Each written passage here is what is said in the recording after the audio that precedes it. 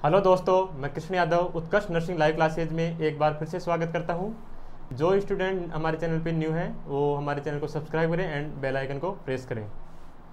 हम fundamental discuss कर रहे थे, उसमें हम आज न्यू टॉपिक देखेंगे foreign body airway obstruction. Foreign body airway obstruction होता है FBAO।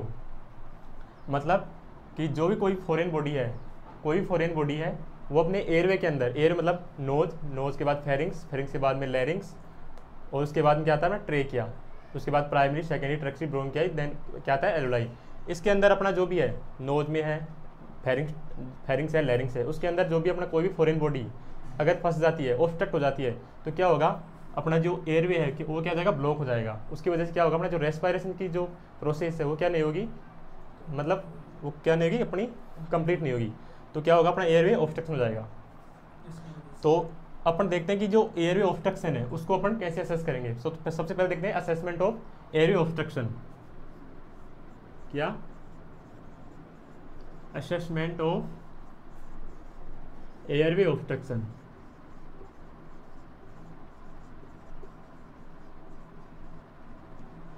इसको अपन कैसे असेस करेंगे कि कोई भी फॉरेन बॉडी अपने एयरवे में ऑब्स्ट्रक्ट हो रही है। तो उसके लिए अपन देखते हैं 3 साइन है। सबसे पहले है क्या, चोकिंग। चोकिंग के बाद में आता है अपना क्या, कफिंग। और कफिंग के बाद में थर्ड साइन अपना क्या, साइनोसिस।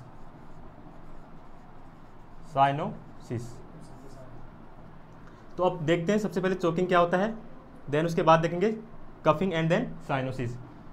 चोकिंग का मतलब होता है अगर कोई फॉरेन बॉडी अपने एयरवे के अंदर ऑब्स्ट्रक्ट हो रही है, फंस रही है, तो पेशेंट क्या करेगा, सबसे पहले अगर कोई फॉरेन बॉडी अगर ऑब्स्ट्रक्ट हो रही है तो पेशेंट ऐसे पकड़ेगा अपने नेक को और वो फॉरेन बॉडी को बाहर निकालने की कोशिश करेगा, या उसको क्या करेगा, फर्दर अंदर जाने के रोकेगा कि वो अंदर न चली जाए। उसको क्या कहते हैं, चोकिंग। उसके बाद क्या आता है, कफिंग क्या करेगा, वो खांसेगा, मतलब फॉरेन बॉडी को बाहर ऐसे करके चोकिंग करके और फॉरेन बॉडी को कफ बाहर निकालने की कोशिश करेगा कि वो बाहर आ जाए, कफ करेगा। तो क्या होगा, फॉरेन बॉडी क्या आ जाएगी, बाहर आ जाएगी, वो पूरी कोशिश करेगा। उसके बाद आता है साइनोसिस। अपन पढ़े थे मतलब ऑक्सीजन इनहालेशन में कि अगर अपनी बॉडी में ऑक्सीजन की प्रॉपर सप्लाई नहीं होगी तो क्या हो जाएगा, साइनोसिस। क्या हो जाएगा, साइनोसिस। ये अपन ने पढ़ा था किसमें, ऑक्सीजन इनहालेशन में। तो ये अपने 3 साइन कंप्लीट हुए कि कोई भी फॉरेन बॉडी एयरवे के अंदर ऑब्स्ट्रक्ट हो रही है तो उसको असेस कैसे करेंगे, चोकिंग, कफिंग, देन साइनोसिस। याद रखना तीनों साइन है वो। उसके बाद देखते हैं अपन जो फॉरेन बॉडी है उसको एडल्ट में कैसे बाहर निकालते हैं, रिमूव करेंगे। उसके बाद चाइल्ड में कैसे रिमूव करेंगे, देन इन्फेंट में, एंड उसके बाद जो भी ओबेज क्लाइंट है या फिर क्या कोई भी क्या है, वुमेन है, कौन सी प्रेग्नेंट वुमेन है, तो उसमें कैसे फॉरेन बॉडी को बाहर निकालेंगे, रिमूव करेंगे। तो इसको अपन देखेंगे एक एक करके। सबसे पहले एडल्ट में यहाँ से क्वेश्चन बनता है जो अपन पढ़ेंगे, फॉरेन बॉडी को रिमूव करने के मेथड या कोई भी मैन्यूअर। सबसे पहले अपना एडल्ट में कि अगर कोई एडल्ट क्लाइंट है और उसके अंदर फॉरेन बॉडी क्या हो रही है, ऑब्स्ट्रक्ट हो रही है, तो उसको कैसे निकालेंगे। तो उसका एक मैन्यूअर आता है अपना, कौन सा, हिलमिंच मैन्यूअर। कौन सा, हिलमिंच मैन्यूअर, या इसको क्या बोल सकते हैं, एब्डोमिनल थ्रस्ट। क्या बोल सकते हैं, एब्डोमिनल थ्रस्ट। एग्जाम में यहाँ से क्वेश्चन पूछता है हिलमिंच मैन्यूअर देके या एब्डोमिनल थ्रस्ट देके। इसका डायग्राम देगा आपको, इमेज बेस्ड क्वेश्चन आएगा कि ये पर्सन क्या कर रहा है, तो उसमें देगा हिलमिंच मैन्यूअर। आप नेट पे डाल के देख सकते हैं कि हिलमिंच मैन्यूअर क्या होता है, उसका आपको डायग्राम देगा। तो अपन देखते हैं जो एडल्ट है उसमें हिलमिंच मैन्यूअर या एब्डोमिनल थ्रस्ट कैसे यूज करते हैं। तो सबसे पहले देखेंगे अपन जो एडल्ट क्लाइंट है वो क्या है, कॉन्शियस है। मान लो पेशेंट क्या है, कॉन्शियस। अपना पेशेंट कॉन्शियस है,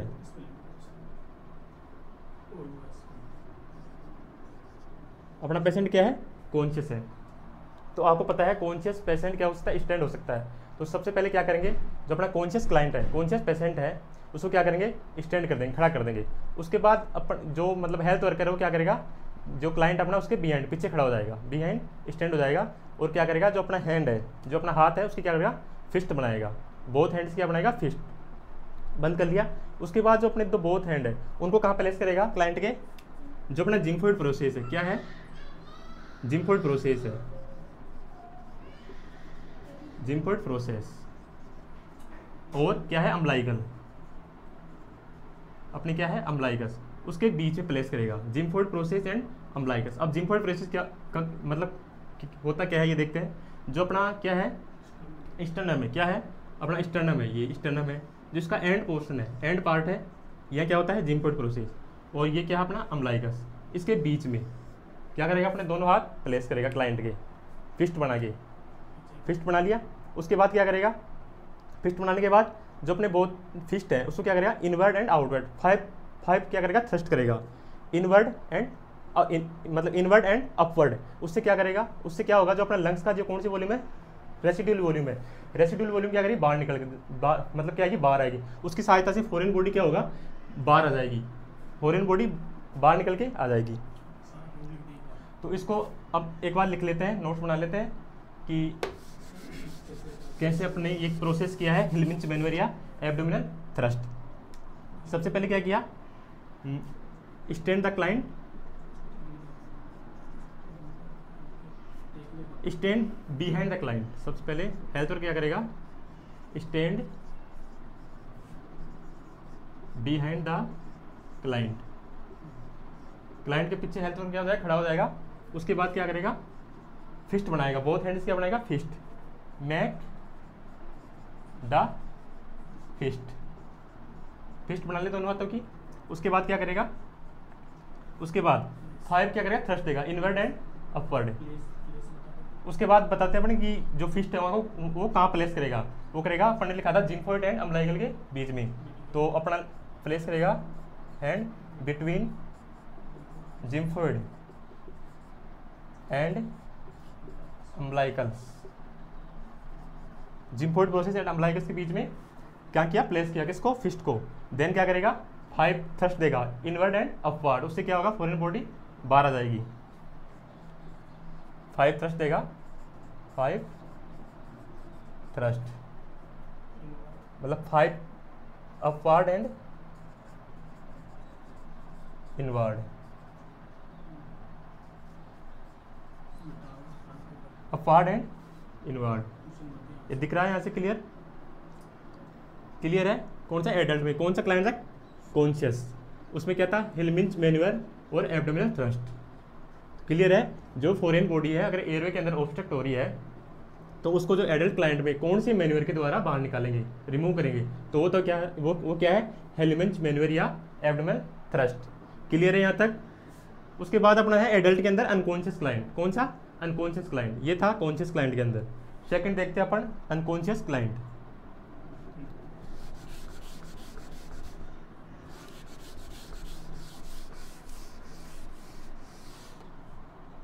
सेकंड है अनकॉन्शियस क्लाइंट, अनकॉन्शियस क्लाइंट। इसमें क्या करेंगे, जब क्लाइंट अपना अनकॉन्शियस है तो स्टैंड तो हो नहीं पाएगा वो, तो उसको क्या करेंगे सुपाइन पोजीशन देंगे, सुपाइन पोजीशन में रहेगा पेशेंट। और क्या करेंगे सेम वही प्रोसेस करेंगे उसके बाद कि फिस्ट बनाएंगे बोथ हैंड्स की। उसके बाद अपना जो जिम्फोइड प्रोसेस और जो अम्लाइकस है उसके बीच में अपना फिस्ट प्लेस करेंगे और वही स्लैब देंगे, 5 थ्रस्ट देंगे इनवर्ड एंड अपवर्ड। उससे क्या होगा जो फॉरेन बॉडी ऑब्स्ट्रक्ट, जो फॉरेन बॉडी है एयरवे के अंदर फंस रही है वो क्या हो जाएगी बाहर निकल जाएगी। तो सेम एज कॉन्शियस पेशेंट की तरह, सेम एज उसमें बस पोजीशन का ध्यान रखना। उसमें स्टैंडिंग पोजीशन था, इसमें क्या होगा सुपाइन पोजीशन। पोजीशन कौन सी होगी इसमें, पोजीशन कौन सी इसमें सुपाइन, सुपाइन पोजीशन रहेगी। देन जो भी फर्दर स्टेप है वो सेम रहेगी कॉन्शियस की तरह, सेम एज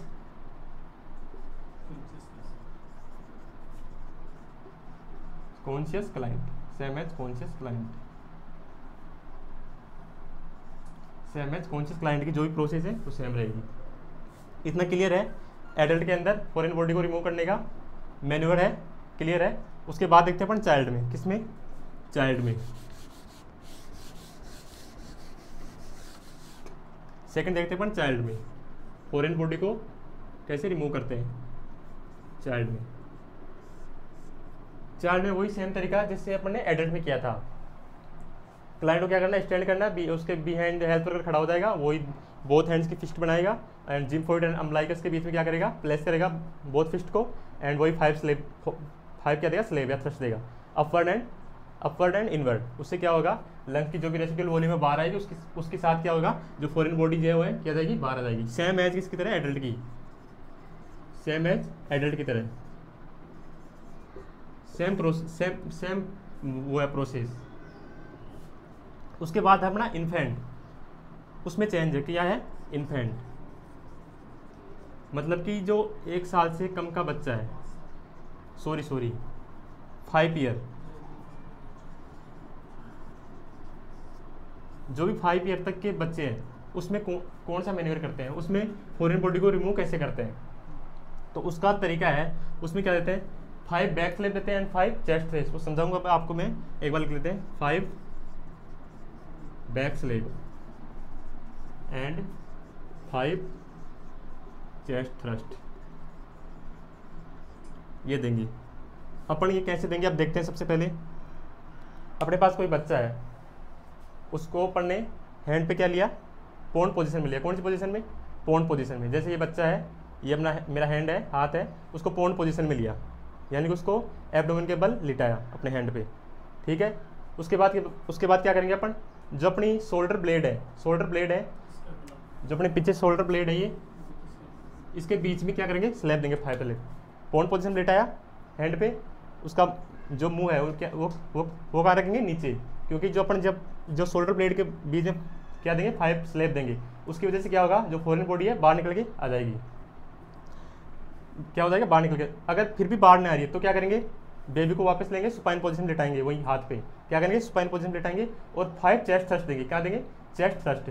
कहाँ पे, बिटवीन द स्टर्नम, जो स्टर्नम की जो अपना स्टर्नम था उसके बीच में क्या देंगे, 5 स्लैब देंगे सुपाइन पोजीशन से लिटा के। तो 5 स्लैब देंगे तो क्या होगा, जो फॉरेन बॉडी है वो क्या आ जाएगी, बाहर निकल जाएगी, रिमूव हो जाएगी। तो ये क्या था, इन्फेंट में क्वेश्चन आया हुआ है कि कौन सी एज तक ये मैन्यूवर देंगे, कौन सा, 5 back slap and 5 chest slap. तो था 5 ईयर, एग्जाम में क्वेश्चन आया हुआ है 5 ईयर तक। बाकी जो एडल्ट में पूछता है, चिल्ड्रन पूछता है अबाउट द 5 ईयर एज तक, तो उसमें कौन सा था, वही हिलमेंच मैन्यूवर या एब्डोमिनल थ्रस्ट। तो इसको लिख लेते हैं अपन कि अपन ने कैसे किया था ये। सबसे पहले लिखते हैं कि बेबी को सबसे पहले हैंड पे लेंगे, कौन सी पोजीशन में, पोन पोजीशन में।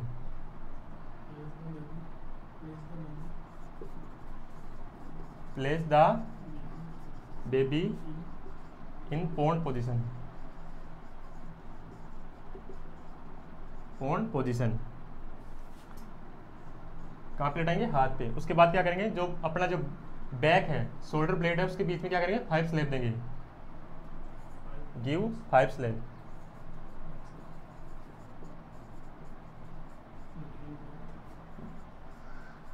बिटवीन द शोल्डर ब्लेड, जो अपनी शोल्डर ब्लेड है ये, उसके बीच में क्या देंगे, 5 स्लैब। अगर फिर भी फॉरेन बॉडी रिमूव नहीं हो रही है तो क्या करेंगे, बेबी को क्या करेंगे, वापस क्या करेंगे, सुपाइन पोजीशन देंगे और चेस्ट क्या देंगे, थ्रस्ट देंगे, कितने, 5। अगर फिर भी नहीं हो रहा तो क्या देंगे, गिव 5 चेस्ट थ्रस्ट। कहाँ देंगे, बिटवीन द स्टर्नम के बीच में, बिटवीन द स्टर्नम। फिर क्या हो जाएगा, जो फॉरेन बॉडी है वो क्या हो जाएगी, रिमूव हो जाएगी। ये किस में था, अपना इन्फेंट में या 5 पे, जो भी 5 ईयर तक तो जो बच्चे हैं उसमें कौन सा देंगे, 5 back slap and 5 chest thrust. अपना यहाँ कंप्लीट है। उसके बाद अपना एक लास्ट है, क्या, कोई भी ओबेज क्लाइंट है या फिर प्रेग्नेंट वुमेन है, कौन सी, प्रेग्नेंट वुमेन या ओबेज क्लाइंट, उसमें कोई फॉरेन बॉडी ऑब्स्ट्रक्ट हो रही है तो उसको कैसे रिमूव करेंगे। तो उसको रिमूव करने का तरीका है,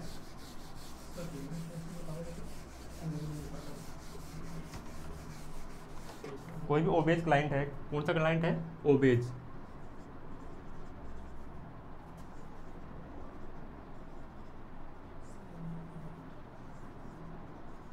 कोई भी ओबेज क्लाइंट है या कौन सी है, प्रेग्नेंट वुमेन है,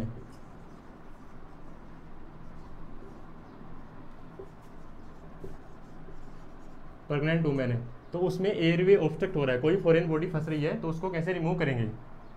तो उसको रिमूव करने का तरीका है, उसको क्या करेंगे, 5 चेस्ट थ्रस्ट देंगे। कौन से क्या देंगे? 5 चेस्ट थ्रस्ट। उसको क्या देंगे? 5 चेस्ट थ्रस्ट। क्या देंगे? 5 चेस्ट थ्रस्ट। उसकी वजह से 5 चेस्ट थ्रस्ट देंगे तो क्या हो जाएगा, उसमें जो फॉरेन बॉडी है वो क्या हो जाएगी, रिमूव हो जाएगी। क्लियर है यहाँ तक? अब यहाँ पे एक क्वेश्चन बनता है कि कोई भी फॉरेन बॉडी अपन क्या है, ब्लॉक है, ऑब्स्ट्रक्ट है एयरवे के अंदर, तो उसको अपन क्या करते हैं, निकालने की कोशिश करते हैं अंगुली डाल के। तो क्या करना है, उसको निकालना नहीं है। क्यों? क्योंकि अपन कोई भी ब्लाइंड फिंगर देंगे, अगर कोई भी एयरवे है, अपना एयरवे है, जैसे ये अपना एयरवे है, sorry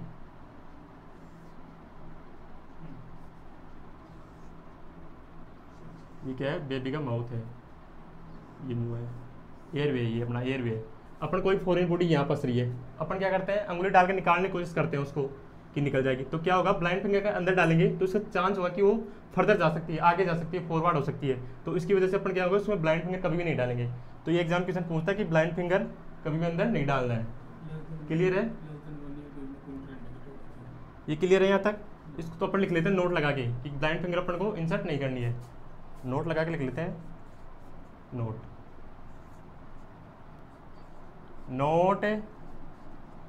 introduce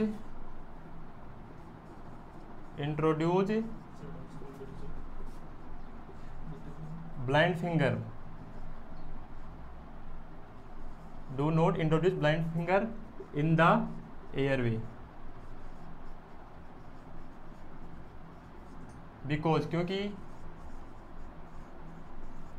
blind finger introduce करने से क्या होगा, बिकॉज जो फॉरेन बॉडी है, बिकॉज फॉरेन बॉडी में बी फॉरवर्ड, में बी बैक फॉरवर्डेड,